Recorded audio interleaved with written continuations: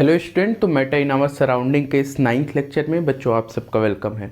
इस लेक्चर में हम अगले प्रोसेस को सीखेंगे। लास्ट लेक्चर में हमने मेल्टिंग को सीखा था। इस लेक्चर में हमको जो सीखना है उसका नाम है बॉइलिंग और वेपराइजेशन। लेकिन उससे पहले मैंने आपको एक क्वेश्चन दिए थे, आई थिंक 3 क्वेश्चन दिए थे, उनका हम उत्तर जान लेते हैं। सबसे पहले जो क्वेश्चन था वो था which of the following will melt firstly, जिसका ऑप्शन था मरकरी, आयरन, सोडियम, कैम्फर। तो ये था कि सबसे पहले कौन सा मेल्ट होगा, ठीक है, या फिर कहें किसका मेल्टिंग पॉइंट सबसे लो होगा।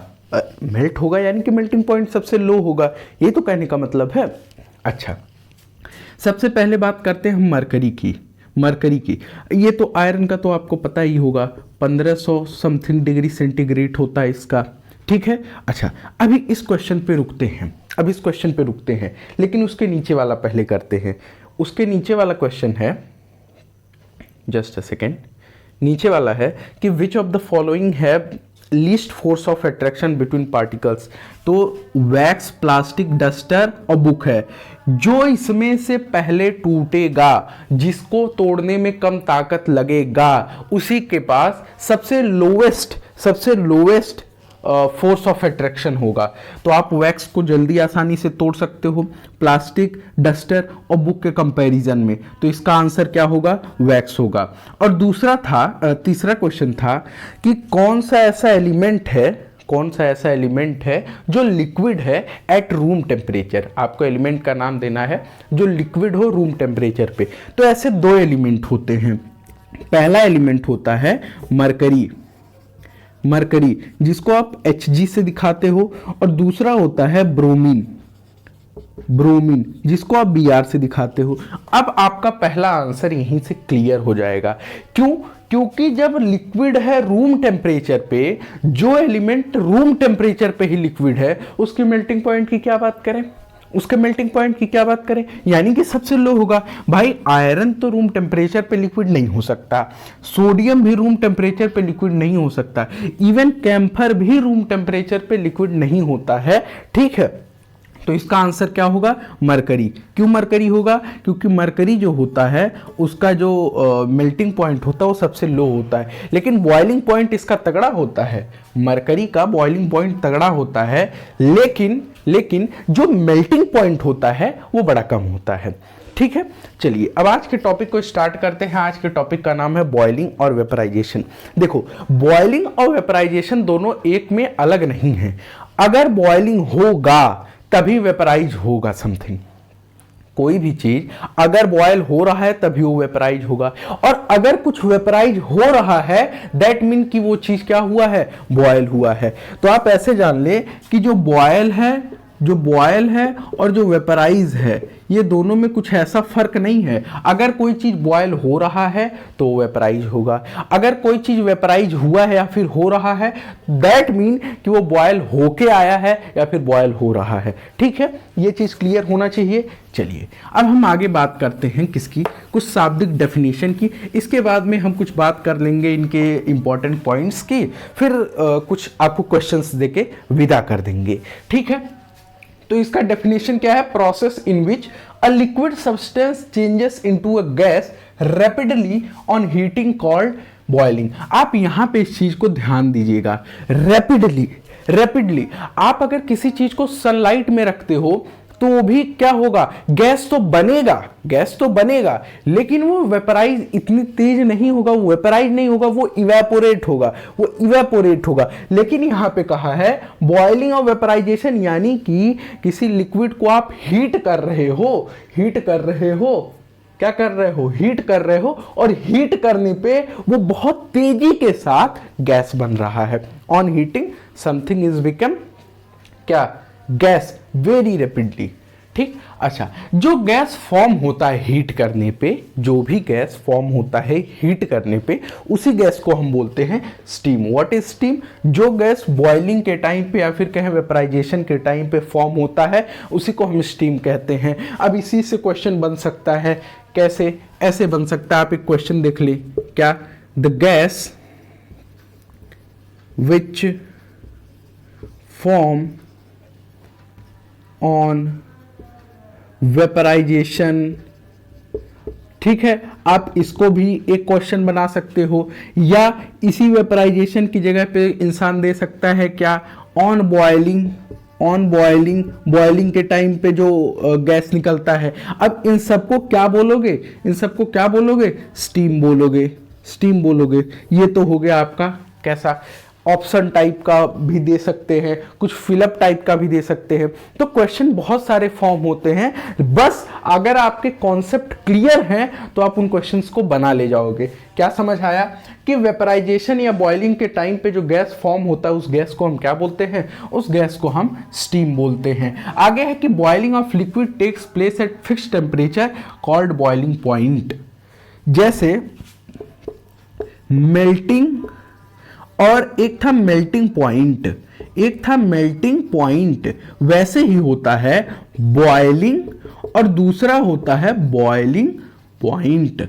तो क्या होता है मेल्टिंग, मेल्टिंग इज समथिंग जहां पे सॉलिड लिक्विड बन रहा है, मेल्टिंग इज समथिंग जहां पे सॉलिड लिक्विड बन रहा है। मेल्टिंग पॉइंट इज समथिंग जिस जगह से, जिस जगह पे या फिर कहें जिस पॉइंट पे, जिस टेम्परेचर पे एक सॉलिड लिक्विड बनना स्टार्ट करता है। ध्यान से सुनिएगा, what is melting point, melting point is that temperature जहां पे सॉलिड गैस सॉलिड जो होता है वो लिक्विड बनाना इनिशिएट करता है। Initiation, the temperature of initiation, जिस टेम्परेचर पे इनिशिएशन होता है किस चीज का, किस चीज का, लिक्विड बनाने का।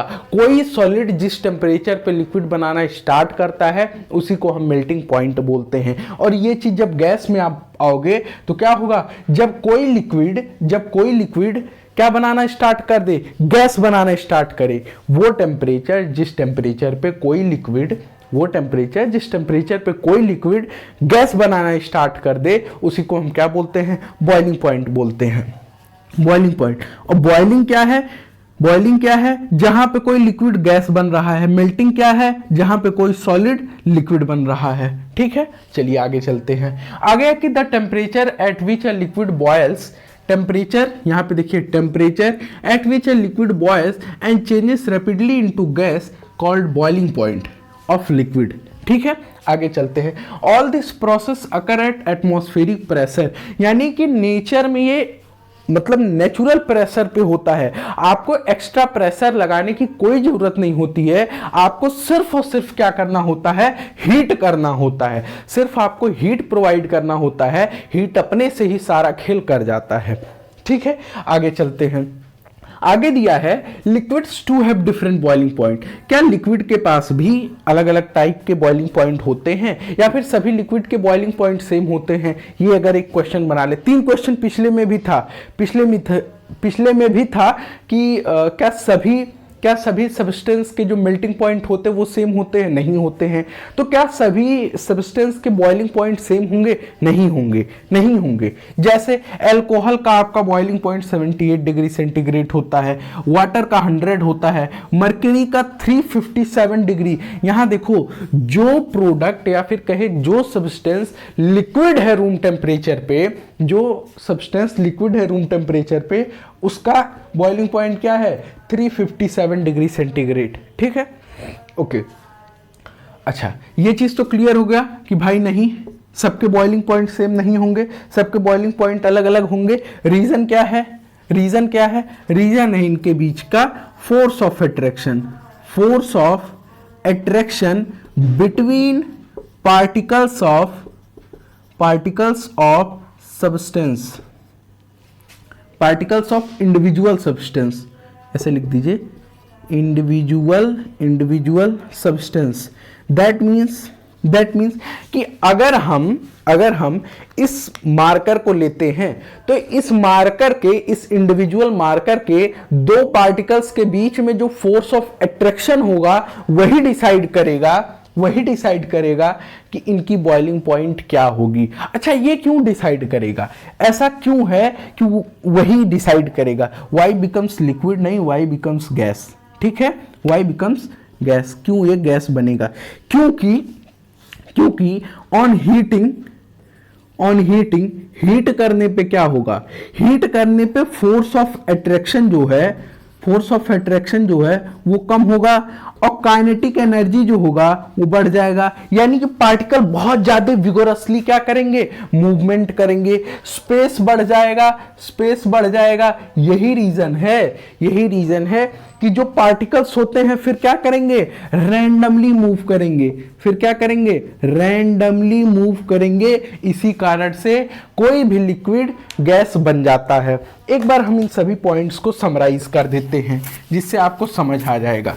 ठीक है, रुकिए, मैंने क्या बोला, मैंने कुछ पॉइंट के तहत बातचीत किया है। जैसे सबसे पहला पॉइंट था कि बॉइलिंग क्या होता है, व्हाट इज बॉइलिंग। बॉइलिंग होता है, या फिर कहें बॉइलिंग या वेपराइजेशन, दोनों सेम है। ठीक, बॉइलिंग या वेपराइजेशन क्या होता है, इसका मतलब ये होता है कि जब कोई लिक्विड गैस में बनता है, जब लिक्विड गैस में बनता है, कब बनता है, हीट करने पे जब कोई सब्सटेंस बहुत तेजी के साथ में गैस बनता है तो उसी को हम बॉइलिंग या वेपराइजेशन बोलते हैं। जो गैस बनता है उसको हम स्टीम बोलते हैं। दो चीज हो गया। अब जिस टेम्परेचर पे गैस बनना स्टार्ट होता है उसको हम बोलते हैं बॉइलिंग पॉइंट। ये 3 पॉइंट क्लियर हुए। अगला पॉइंट था कि ये जो सभी चेंजेस होते हैं, ये आपको एटमॉस्फेरिक प्रेशर पे होते हैं, यानी कि आपको कोई एक्स्ट्रा प्रेशर लगाने की कोई जरूरत नहीं होती है। इसके बाद में हमने 3 क्वेश्चन दिए थे। क्या क्वेश्चन था? क्वेश्चन पहला ये था कि क्या सभी के पास डिफरेंट बॉइलिंग पॉइंट होते हैं? यस, होते हैं। क्यों होते हैं उसका यहां पे रीजन था। क्यों होते हैं? क्योंकि सभी जो पार्टिकल्स होते हैं, या फिर कहें जो सभी सब्सटेंस होते हैं, वो किससे बने हुए होते हैं, पार्टिकल्स से बने होते हैं। और उन पार्टिकल्स के बीच में जो फोर्स ऑफ अट्रैक्शन होता है वो डिफरेंट होता है। आप ऐसे लिख दीजिए क्या, कि all the substance made up of particles and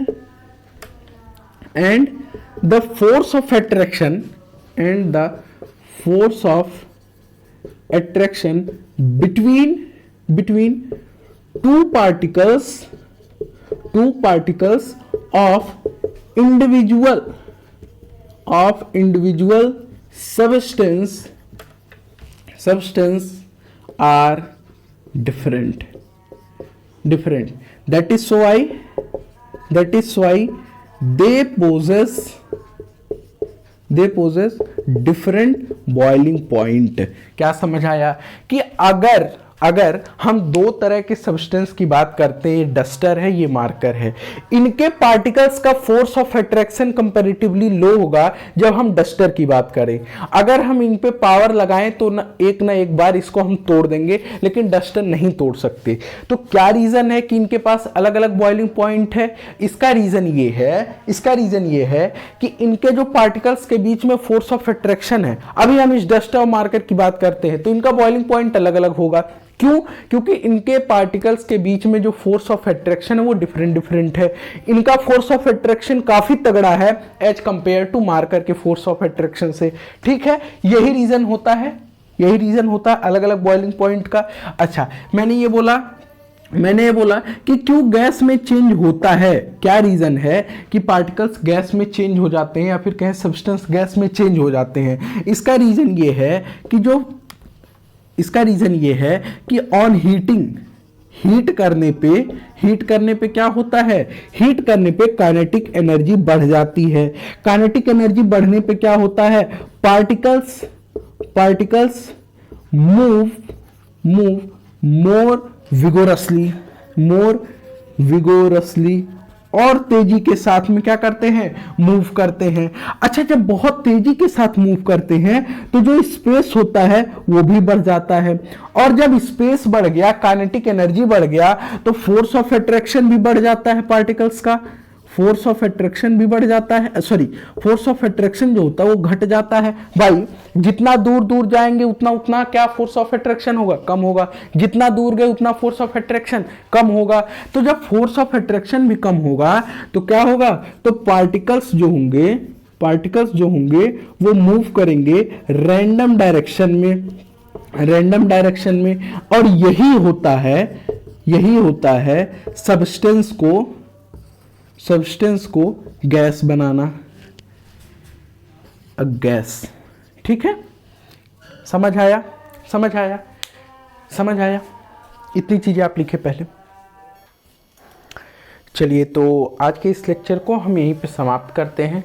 मैं क्या कर रहा हूँ, मैं एक एक लेक्चर दे रहा हूँ डेली, और डेली एक टॉपिक को ख़त्म करने का कोशिश कर रहा हूँ, जिससे आपका सिलेबस भी कवर हो जाए, और सिलेबस कवर होने के साथ में आपको बहुत ज़्यादा बर्डन ना पड़े।